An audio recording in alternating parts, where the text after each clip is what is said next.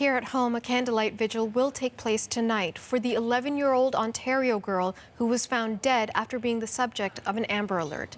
Her father is now facing charges of first-degree murder. Let's turn now to Megan Roberts, who's tracking that story for us. So, Megan, tell us a bit more about how the community is responding to Riya's death. There's a lot of people that are reaching out, that are wanting to offer support to the family of Riya Rajkumar after she was found dead, after she was found murdered. And now, as you mentioned, her father facing charges. We know that there's that memorial there that popped out in front of the house in Brampton where Riya was found, in her father's basement apartment. And people have been stopping by throughout the day to drop off teddy bears, cards, things to mark that place, things to show their support, show that they're thinking about her, about Riya, and about her family at this time. And we know that there are kids that have been stopping there as well with their parents, because of course Riya was 11 years old, so a lot of people knew her, and a lot of people are really feeling affected by this. Let's hear from a mother who brought her children to this memorial to say some words, to think about Riya. Take a listen. It's just sad to hear that an 11-year-old could have been my daughter. So I just wanted them to pay their respects.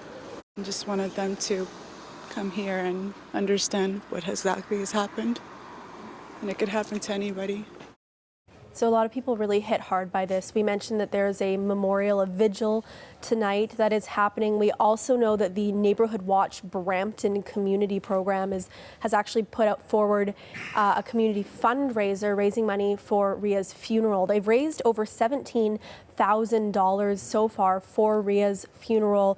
They say that they haven't been in contact with the family as of yet. They're trying to give them some space, but they did say that if perhaps the family didn't want their support, that there would be some measures in place for that money. But so far, more than $17,000 raised. So a lot of people really wanting to reach out, show their support in any way for Riya and her family.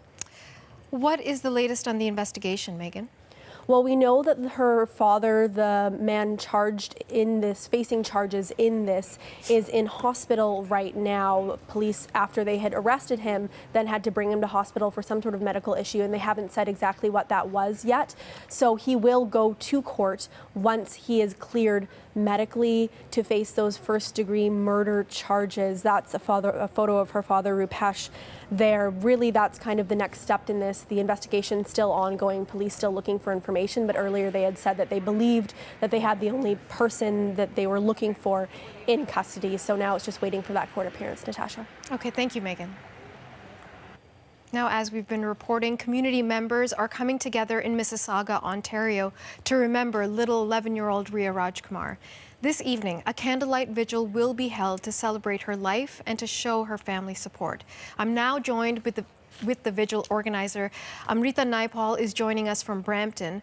Amrita, there you are. I was just waiting to see you. I'm so sorry about what is happening. I understand, before we talk about the vigil, that you were actually in touch with Riya's mother last night. Can you tell me a bit about what that conversation was like, what you said to her? It actually was a very brief conversation. I just wanted to make sure that, out of respect, that she was aware of what we were trying to do before we made any arrangements or made any plans.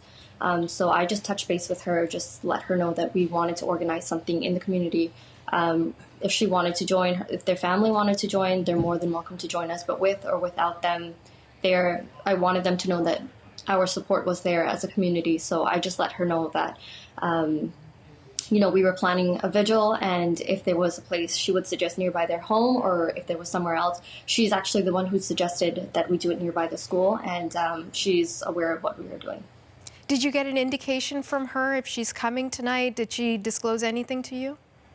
No, she didn't. As you can imagine, she's probably extremely overwhelmed right now, so I don't know where she is at, but if they do decide to join us, it would be amazing to have them there. But even if some of the family members can join us, which some of them did reach out and say they will be there. I don't know regarding the mother. I don't know if she will be there or not. No. So let's talk about your efforts in this. I know a lot of people are going to come from across the Greater Toronto area. So many people were moved by this story yesterday. This 11-year-old child, we all got that Amber Alert on our phones late at night, and then to wake up to the terrible news that in fact she had died. Tell me about what inspired you to organize the vigil.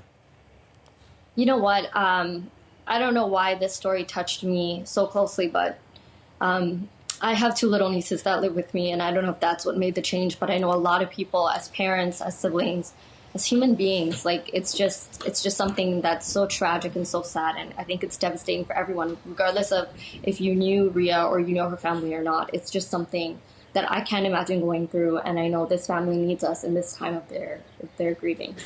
So talk to me about that, because as you say, it's not quite clear why this story has moved so many people. When you're talking to your friends and your loved ones about it, what are people saying to you?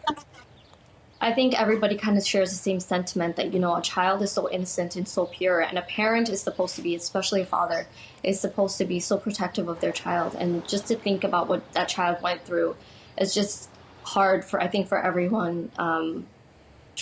Regardless of if you can put yourself in the family shoes or not, I think it's just hard for everyone. Knowing that she was just so young, she had her whole life ahead of her. It's hard.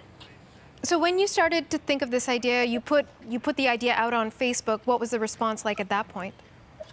You know what? When I spoke to Riya's mother, even I told her it's going to be a small gathering. I don't know how many people are going to come out, but regardless, there will be a handful of us there. And I put the initial post up, and the overwhelming response that I've been getting, my phone has been going off all night. People asking how they can help, how they can contribute, where they can make donations. It has just been so overwhelming. It's gone so far and wide, and there are so many people that have reached out saying that they wanted to volunteer or they will be there, and that really means a lot. It just shows how in hard times like this, everyone can come together as a community. So talk to us about what's going to happen tonight. I understand it's happening in the evening, and the mother suggested the location. What, if we were to come, what would we see? So around 6 p.m. we've asked everyone to bring candles if they have. We're just going to light some candles. It's going to be very informal, so there's no, we don't want anyone to feel segregated by religion or by anything like that. I think everybody just wants to come together as a joint community. So if anyone wants to say anything, if anyone wants to offer words of encouragement to the family members that are there, to the community, to friends, anybody that's there, anything they want to say, if someone wants to offer a song, if you just want to come and stand in silence and offer your best wishes, that's welcome as well. Just being there, I think, together collectively is going to mean the world to them. Now, I don't know if you'll have the answer to this, Amrita, but this is something that's taking place in the Greater Toronto area. If you're someone in Saskatchewan or you're someone in Nova Scotia who wants to share their support, their solidarity in some way, but you can't come tonight, what would you suggest? What should people do? The best way to help out, I would say, I know things add up quickly. This is not an expense that any mother should have to worry about. I know the Brampton Neighborhood Watch did organize the fund that has been going strong.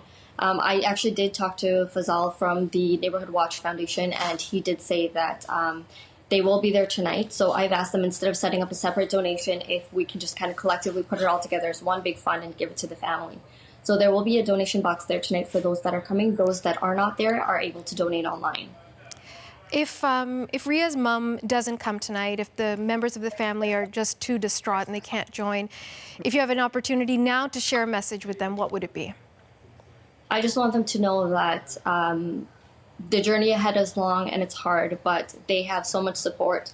Like I said to her the first day, there's thousands of people rallying behind her. Now this has gone global. There are so many people that have reached out to me from different parts of the world, and I just want them to know that they have a lot of support, and please don't be afraid to reach out to anyone if they need anything or if they need any help, just to even talk or sit with someone. There are many, many people willing to do that for them, and there have been many strangers who have reached out to me and said, if you get a chance to talk to her, just let her know that she's very loved and she has so much support. So I just want them to know that.